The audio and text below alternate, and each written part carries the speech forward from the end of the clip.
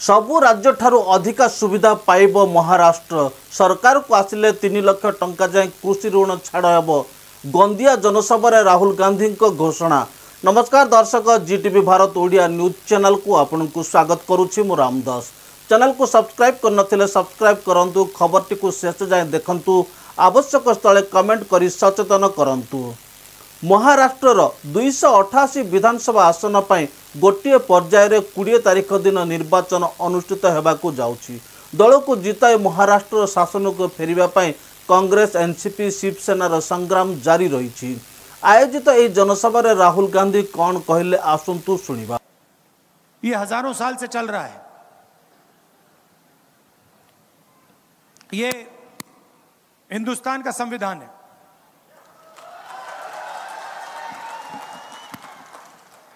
मोदी जी कहते हैं कि लाल रंग वाला संविधान दिखा रहा हूं। मतलब इसके अंदर जो लिखा है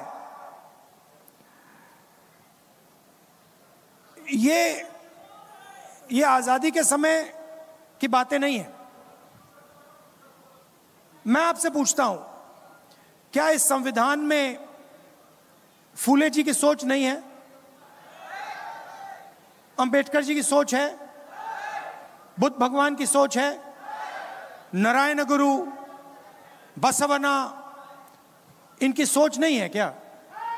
तो ये हजारों साल पुरानी किताब है। हजारों साल पुरानी किताब है। इसके अंदर जो है ये हजारों साल पुरानी सोच है। क्या शिवाजी महाराज ने इसके खिलाफ बात बोली थी क्या? जो शिवाजी महाराज कहते थे वो इसके अंदर है। संतों की सोच है, एकता है इसमें, मोहब्बत है इसमें, समानता है इसमें, हर धर्म का आदर है इसमें। इसमें कहीं लिखा हुआ है क्या कि हमें एक दूसरे को मारना चाहिए, गाली देनी चाहिए? इसमें लिखा है क्या? मुझे दिखा दो कहां लिखा है इसमें। मुझे दिखा दो इसमें कहां लिखा है कि गरीब लोगों को दबाया जाना चाहिए, किसानों को सही दाम नहीं दिया जाना चाहिए? इसमें कहां लिखा है? हाँ, तो प्रधानमंत्री जी ने इस किताब को, मैं गारंटी लिख के कह रहा हूं, प्रधानमंत्री जी ने इस किताब को पढ़ा तक नहीं है।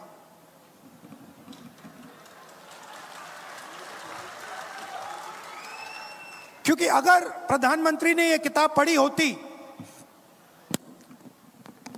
तो जो इस किताब के अंदर लिखा है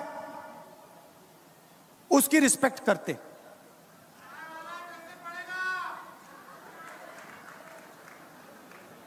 अब कॉन्स्टिट्यूशन से, संविधान से हिंदुस्तान की संस्थाएं निकलती हैं। इस किताब में लिखा है कि एक व्यक्ति को एक वोट मिलना चाहिए। इसमें लिखा है। इलेक्शन होते हैं, हिंदुस्तान में लोकतंत्र है, इसके कारण है। महाराष्ट्र गंदिया ठारे आयोजित महाजनसभा राहुल गांधी महाराष्ट्र महिला मानू क्यों सुविधा देवे से संपर्क में कौन कहले आसंतु सुनिबा वो जानिबा। और ये है तो अंबेडकर जी के कारण, गांधी जी के कारण, फूले जी, बुद्ध भगवान, और 24 घंटा नरेंद्र मोदी जी, आरएसएस के लोग इस पर आक्रमण करते हैं। 3 काले कानून लाए। देश में सारे के सारे किसान उसके खिलाफ खड़े हो गए। और नरेंद्र मोदी भाषण में कहते हैं, मैं तो ये बिल किसान के फायदे के लिए लाया था। अगर आप किसान का फायदा करने की कोशिश कर रहे थे तो किसान सड़कों पे क्यों उतरा? क्योंकि किसान जानता है कि आप किसान की कभी मदद नहीं करते हो। 16 लाख करोड़ रुपए आपने अरबपतियों का कर्जा माफ किया। मैं पूछता हूं, नरेंद्र मोदी जी ने 10-11 साल में कितने किसानों का कर्जा माफ किया है? एक का नहीं किया है। सारा का सारा प्राइवेटाइज कर देते हैं। आस्ते आस्ते शुरू किया। पहले हिंदुस्तान के पोर्ट पकड़ा दिए, उसके बाद एयरपोर्ट, और अब 1 लाख करोड़ रुपए धारावी की जमीन अदानी जी के हवाले की जा रही है। और मीडिया में आपने सुना है क्या? मीडिया में ओबीसी संपर्क में राहुल गांधी एमिति कहले जहाँ वास्तविक। तेबे श्री राहुल गांधी ओबीसी केउ केउ विषय रे सभारे कौन सबू कहले आसंतु सुनिबा। कभी बेरोजगार युवा को चिल्लाते हुए देखा आपने? अंबानी की शादी देखी ना, डांस गाना देखा ना आपने? वहां पे मोदी जी गए थे ना, राहुल गांधी गया था। तो सीधी सी बात है, वो उनके हैं, मैं आपका हूं।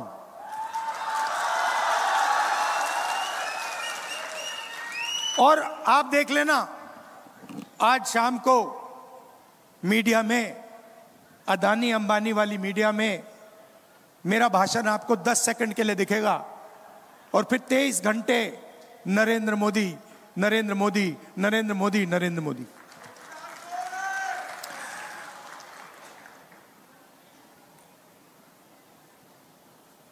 हिंदुस्तान में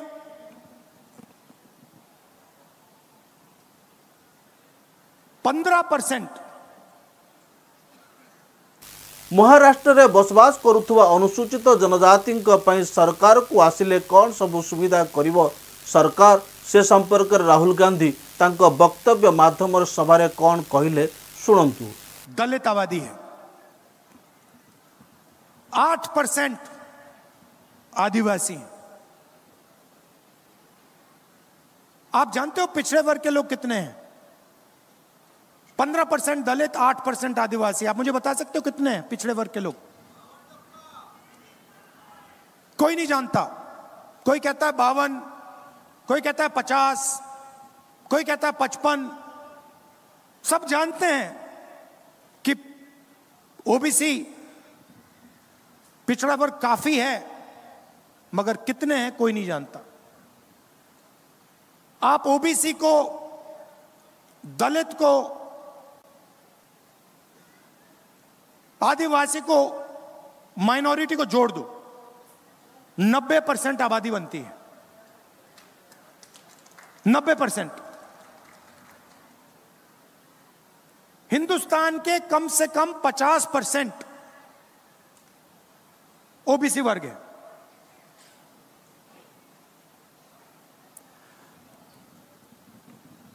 और 24 घंटा नरेंद्र मोदी जी अपने आप को ओबीसी कहते हैं।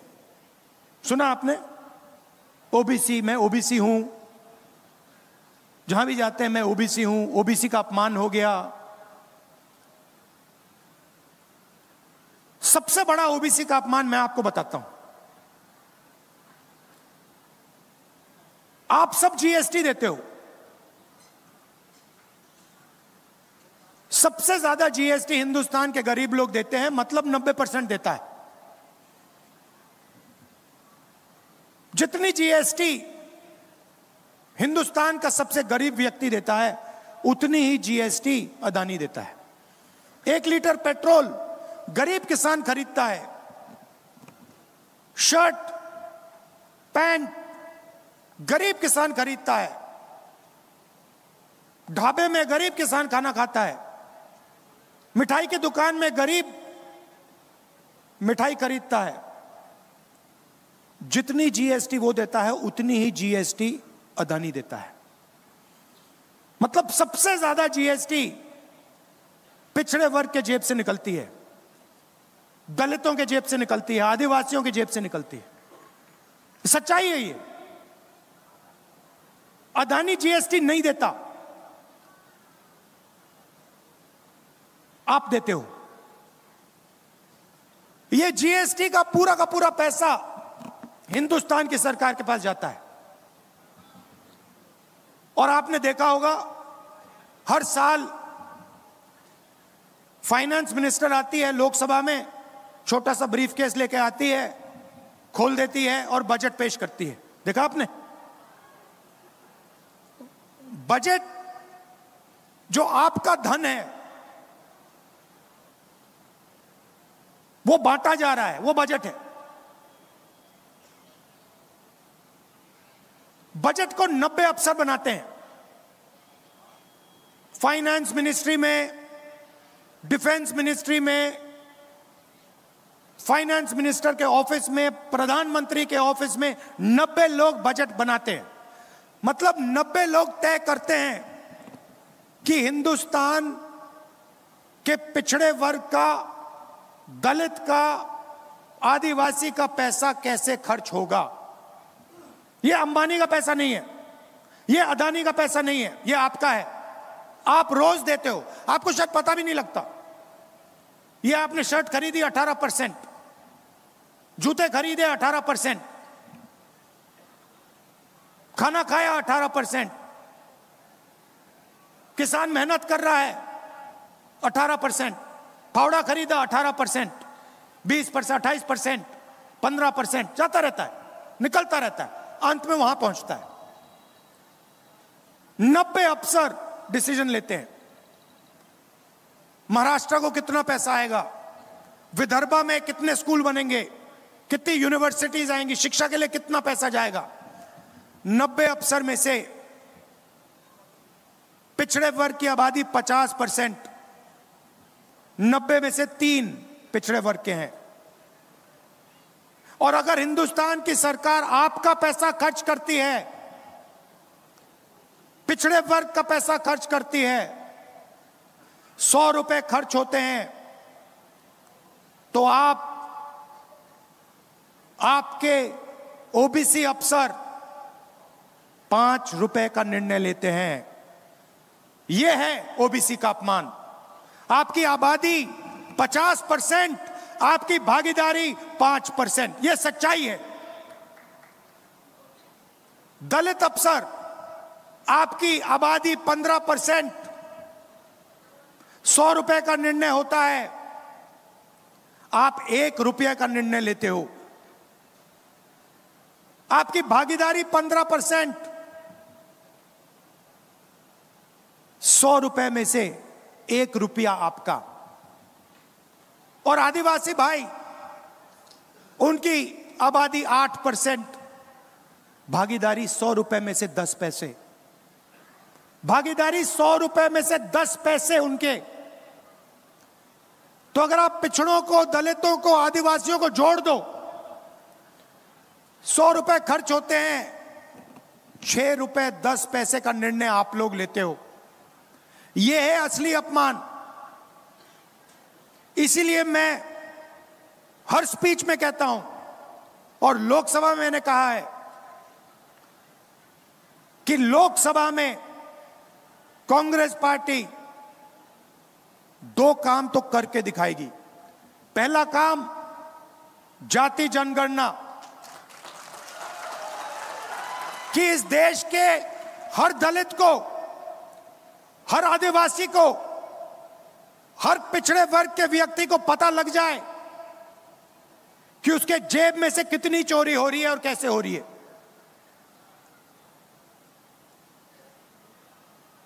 दोहराता हूं कि देश के हर दलित को, हर आदिवासी को, हर पिछड़े वर्ग के व्यक्ति को पता लग जाए कि उसके जेब में से कितना पैसा छीना जा रहा है। जाति जनगणना में सबको पता लग जाएगा कि आबादी किसकी कितनी है। जाति जनगणना में हम यह भी पता लगाएंगे कि हिंदुस्तान की संस्थाएं जो हैं उसमें दलित कितने, आदिवासी कितने, पिछड़े कितने। मीडिया को देखो, हर शाम टॉक शो होते हैं, इनकी बातचीत होती है। मुझे नाम बता दो इनके मालिकों में से बड़े बड़े पत्रकारों में से मुझे एक ओबीसी, एक दलित, एक आदिवासी नाम बता दो, कौन सा है बता दो। एक भी नहीं मिलेगा आपको। 24 घंटा बातचीत चलती रहती है। 90% लोग तो है ही नहीं मीडिया में। हिंदुस्तान की सबसे बड़ी कंपनियों की बात करो, 200 सबसे बड़ी कंपनियों की लिस्ट निकालो, उनके मालिकों की लिस्ट निकालो, मुझे दिखा दो उनमें ओबीसी कौन है, दलित कौन है, पिछड़े वर्ग का आदिवासी कौन है। कोई नहीं है, एक नहीं है। अदानी जी की कंपनी की लिस्ट दिखा दूंगा आपको, मैनेजमेंट की लिस्ट दिखा दूंगा, उसमें एक आपको ओबीसी नहीं मिलेगा, एक दलित नहीं मिलेगा, एक पिछड़ा वर्ग का नहीं मिलेगा। करोड़ों रुपए की सैलरी होती है, मगर उसमें एक दलित नहीं, एक आदिवासी नहीं, एक पिछड़ा नहीं। और गलती से एक आ गया तो उसको पीछे कमरे में बैठा देंगे। यही हालत जुडिशरी में। प्राइवेट अस्पतालों की बात करो, मुझे बता दो कौन से प्राइवेट अस्पताल का मालिक दलित वर्ग का है, आदिवासी वर्ग का है, पिछड़े वर्ग का है, नाम दे दो मुझे। और यही शिक्षा में बात है। Private college, private university, private अस्पताल, सारा का सारा प्राइवेट हो रहा है। पहले पब्लिक सेक्टर हुआ करता था, उसमें दलितों को, आदिवासियों को, पिछड़ों को जगह मिल जाती थी। आस्ते आस्ते वो सब बंद हो रहा है। इसलिए हमने कहा है भैया, जाति जनगणना होगी, लोकसभा में होगी, राज्यसभा में पास होगी, हम करेंगे।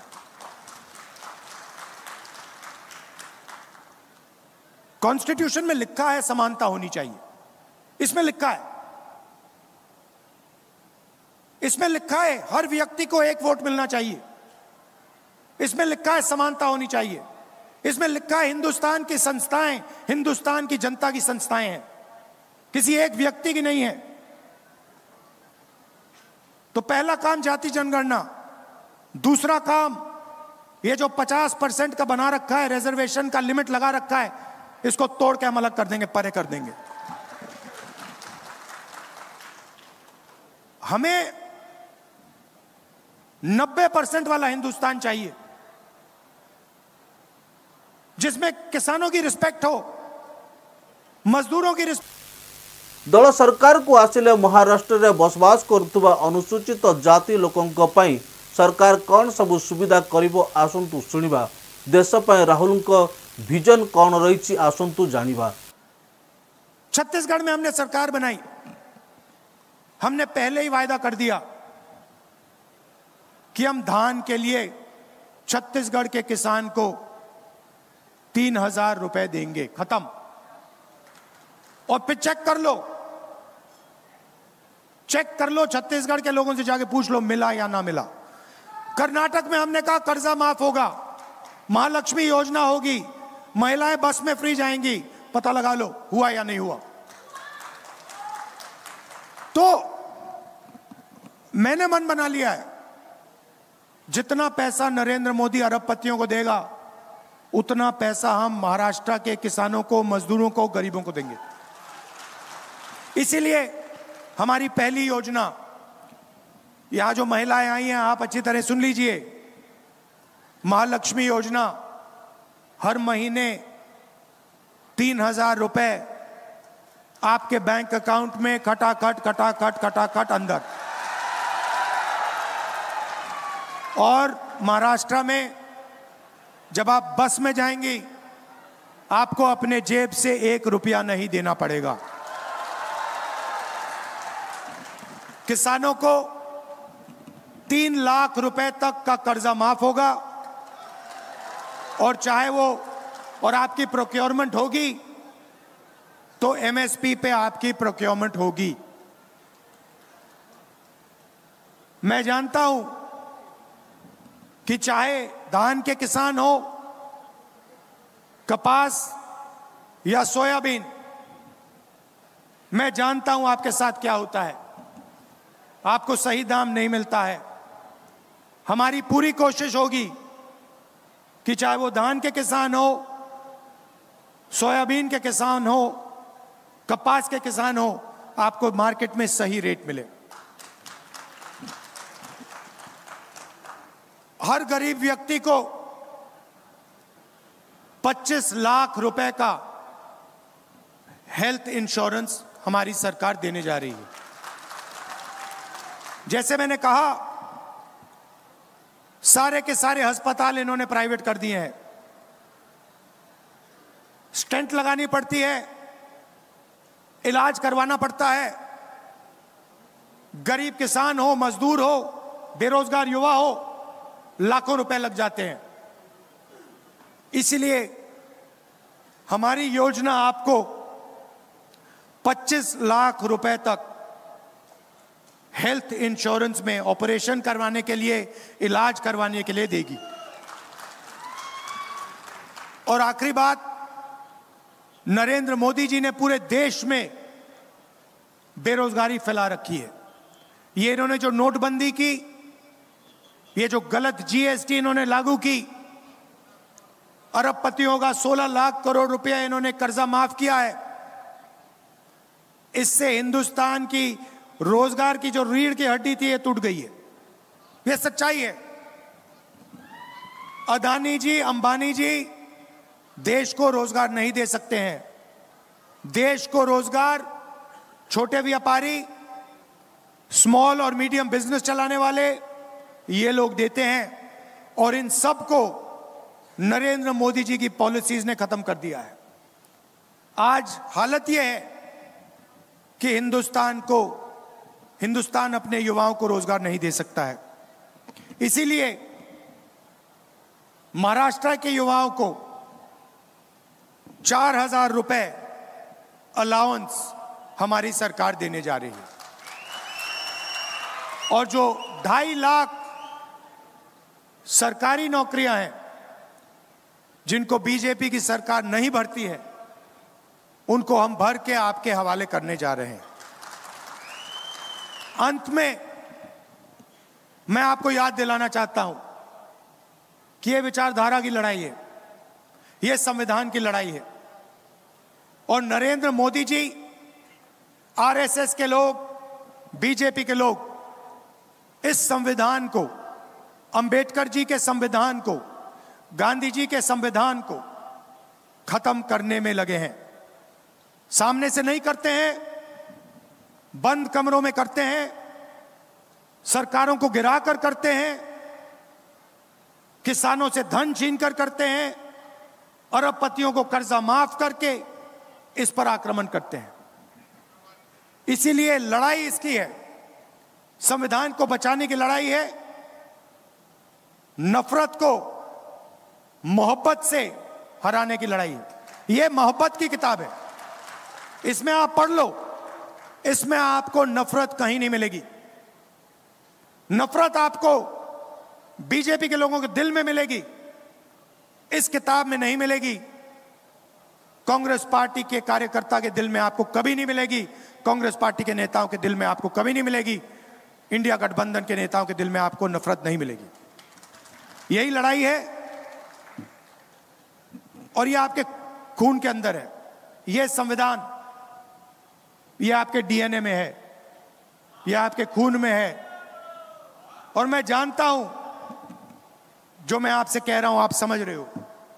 मैं जानता हूं कि आप हर रोज इस संविधान की रक्षा करते हो, नफरत को मोहब्बत से काटते हो। जैसे मैंने कहा भारत जोड़ो यात्रा में, जो मैंने कहा, नफरत के बाजार में आप सब मोहब्बत की दुकान खोलते हो। आप दूर दूर से मेरी बात सुनने आए,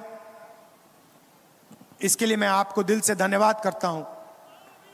और अंत में फिर से कहता हूं कि हमें 10-15 लोगों का हिंदुस्तान नहीं चाहिए, हमें अरबपतियों का हिंदुस्तान नहीं चाहिए, हमें किसानों का।